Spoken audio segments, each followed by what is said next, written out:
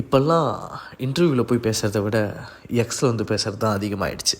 அப்படி நம்ம எக்ஸில் எஸ்டிஆர் பேசின விஷயங்களை தான் இந்த வீடியோவில் பார்க்க போகிறோம். அவர் சாதாரணமாக நிறைய விஷயங்கள் பேசினாலும் நிறைய அப்டேட் கொடுத்துருக்காரு. முக்கியமாக அவரோட முடியிலேருந்து ஆரம்பித்தோன்னா, இந்த முடியை வளர்க்குறதுன்றது வந்து நிறைய பேர் பண்ணுறதில்ல, விக்கு வச்சு பண்ணுறாங்க. சரி, நம்ம வளர்ப்போம் அப்படின்னு வளர்த்தா வேறு எந்த படத்துக்குமே என்னால் கமிட்மெண்ட் கொடுக்க முடியல அப்படின்ற ஒரு புலம்பலோட நம்ம எஸ்டிஆர் அவர்கள் வந்து ஆரம்பிச்சிருக்காரு ஸ்பீச்சை. ஸோ அப்படி ஆரம்பித்த எஸ்டிஆர் வந்து ஃபஸ்ட் எடுத்தோடனே எஸ்டிஆர் 50 பற்றி சொல்லியிருக்காரு. நாங்கள் வந்து ஒரு பாகுபலியோ இல்லை வந்து அந்த மாதிரியான படங்கள்லாம் மேக் பண்ணல. இது கண்டிப்பாக தமிழ் சினிமாவுக்கு ஒரு ப்ரௌடான படமாக இருக்கும். ஒரு டெக்னீஷியன்ஸ் கூட சேல்ரி வாங்கலை இன்னும் என்கிட்ட இருந்து அப்படின்ற மாதிரி சொல்லியிருக்காரு. ஏன்னா இப்போ நம்ம எஸ்டிஆர் தான் ப்ரொடியூஸ் பண்ணுறாருன்றதுனால யாருமே சேல்ரி வாங்கலை அப்படின்ற மாதிரி சொல்லியிருக்காரு. நிறைய சேட்டலைட்ஸு அண்டு ஓடிடி இதனால் டவுன்ஃபால் வர்றதுனால வேறு எதுலேயும் குவாலிட்டிலாம் காம்ப்ரமைஸ் பண்ணக்கூடாது, ஸ்கேல்லையோ குவாலிட்டிலையோ. அண்ட் ஆல்சோ அந்த ரிஸ்க் ஃபேக்டர் வந்து வேறு எந்த ப்ரொடக்ஷனுமே எடுத்துடக்கூடாது, ப்ரொடியூசருமே எடுத்துடக்கூடாது அப்படின்றதுனால தான் இந்த படத்தை நானே ப்ரொடியூஸ் பண்ணேன் அப்படின்ற மாதிரியும் நம்ம ஆர்ட்மன் ப்ரொடக்ஷனுக்கான காரணத்தையும் சொல்லியிருக்காரு.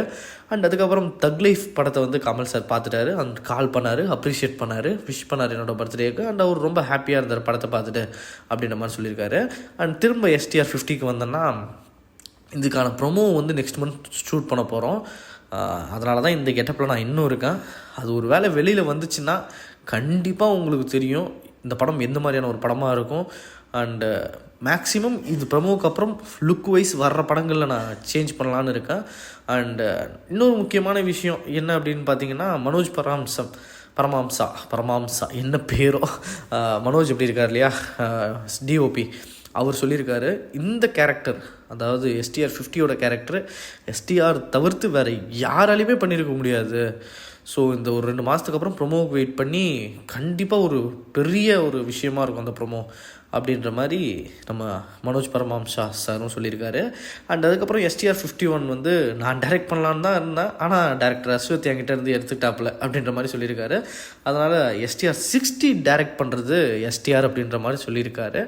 அது மன்மதன் 2 இருக்கிறதுக்கு வாய்ப்பு இருக்குது அப்படின்ற மாதிரியும் சொல்லியிருக்காங்க.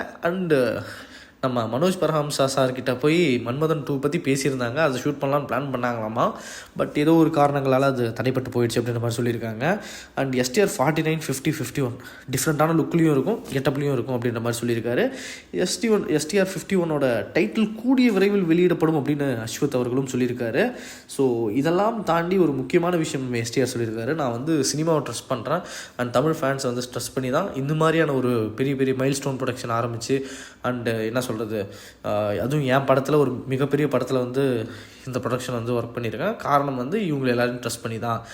கண்டிப்பாக இவங்கெல்லாம் வந்து ஒரு நல்ல வரவேற்பை கொடுப்பாங்க அப்படின்ற மாதிரி எதிர்பார்த்து ஒரு விஷயங்களையும் சொல்லியிருக்காரு.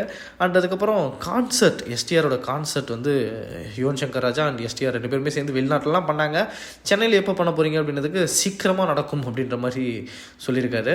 ஸோ எனக்கு வந்து ஆல்ரெடி இந்த டெய்லி 2 வேளை குளிக்கிறது பழக்கம், அதுலேயும் இந்த லென்த்தான முடியை வச்சு ரொம்ப ஸ்ட்ரகிளை மெயின்டைன் பண்ண வேண்டியதாக இருக்குது அப்படின்ற மாதிரி நம்ம எஸ்டிஆர் அவர்கள் வந்து சொல்லியிருக்காரு.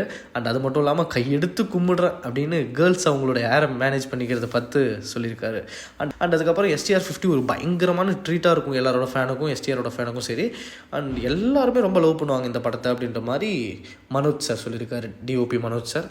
அண்ட் அதுக்கப்புறம் பார்த்திங்கன்னா நம்ம யுவன் அவர்கள் சொல்லியிருக்காரு, நம்ம எஸ்டிஆரோட படம் அப்படின்னாலே கொஞ்சம் ஒர்க்கு ஈஸியாக இருக்கும் அப்படின்ற மாதிரி சொல்லியிருக்காரு. அண்ட் அதுக்கப்புறம் எஸ்டிஆர் வந்து ஒரு முக்கியமான விஷயம் சொல்லியிருக்காரு. பொதுவாகவே டேரக்டர்ஸ் அப்படின்னு உடனே நமக்கு வந்து பசங்கள்லாம் வந்து நல்லா புது புது பசங்களாக இருக்கானுங்க. ஸோ நிறைய விஷயங்கள் வந்து உடனே ப்ராஜெக்ட் பண்ண கூப்பிடுவாங்க அப்படின்ற மாதிரி யோசிச்சா அஸ்வத் வந்தாப்புல. அஸ்வத் வந்து கொஞ்ச நாள் வேறு ஏதாவது படம் பண்ணுங்களா சார் அப்படின்னும் போது தான் நம்மளோட பார்க்கிங் டைரக்டர் வந்தார். அவர் வந்து ஒரு லைன் சொன்னார், டெவலப் பண்ணி எடுத்துகிட்டு வாங்க பிரதர் பார்ப்போம் அப்படின்ற மாதிரி சொன்னால் 5 நாள்லேயே டெவலப் பண்ணி பயங்கரமாக எடுத்துகிட்டு வந்தார். ஸோ இப்போ இருக்க யங்ஸ்டர்ஸை பார்க்கும்போது அந்த டெடிகேஷன் லெவல்ன்றது வேறு மாதிரி இருக்குது. அதுக்காகவே அவங்க கூடலாம் ஒரு படம் பண்ணணும் அப்படின்ற மாதிரி நம்ம எஸ்டிஆர் அவர்கள் வந்து சொல்லியிருக்காரு. அண்ட் அது மட்டும் இல்லாமல் நம்ம யுவன் சங்கர் ராஜா அவர்களுக்கு இதுதான் ஃபஸ்ட்டு படம். என்னடா ஃபஸ்ட்டு படம்னு சொன்னீங்கன்னா, பீரியாடிக் படம் ஃபஸ்ட்டு படம் எஸ்டிஆர் 50 தான். ஸோ ரொம்ப எக்ஸைட்டடாக இருக்கிறதா நம்ம யுவன் சங்கர் ராஜாவும் சொல்லியிருக்காரு. அண்ட் நிறைய ஐடியாஸ் வந்து மைண்டில் ஓடிக்கிட்டு இருக்குது அப்படின்ற மாதிரியும் நம்ம யுவன் அவர்கள் வந்து சொல்லியிருக்காரு.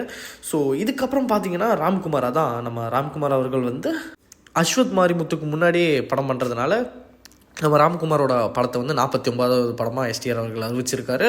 அண்ட் அதுக்கப்புறம் STR 50. I don't think about STR 50. இது சரியாக போகாமல் இல்லை, சரியாக போகாதுன்னு கவலை இல்லை, எனக்கு இந்த ப்ராஜெக்டை வெளியே கொண்டு வரணும் அப்படின்ற மாதிரி தைரியமான ஒரு ஸ்பீச் சொல்லியிருக்காரு. அதாவது இது போனாலும் பரவாயில்ல, போகலாலும் பரவாயில்ல, எனக்கு தெரிஞ்சு இந்த ப்ராஜெக்ட் வெளில கொண்டு வரதே மிகப்பெரிய விஷயம் அப்படின்ற மாதிரி சொல்லியிருக்காரு. ஸோ இப்படிப்பட்ட வரிகளோடு நம்ம எஸ்டிஆர் அவர்கள் வந்து பல ஸ்பீச்சுகளை கொடுத்துருக்காரு ஃபேன்ஸுக்கு என்ஜாய் பண்ணுற மாதிரி. ஸோ இதுதான் எஸ்டிஆர் அவர்களுடைய மொத்தமான ஒரு என்ன சொல்கிறது பேச்சுகள் அப்படின்னு சொல்லலாம். ஸோ இந்த வீடியோ உங்களுக்கு கண்டிப்பாக பிடிக்கும்னு நினைக்கிறேன். பிடிச்சிருந்தால் லைக் அண்ட் ஷேர் பண்ணிடுங்க. எஸ்டிஆர் ஃபேன்ஸ் மறக்காமல் சப்ஸ்கிரைப் பண்ணிவிட்டு ஷேர் பண்ணிடுங்க. இதோட சொல்லலாம். Okay, take care, by.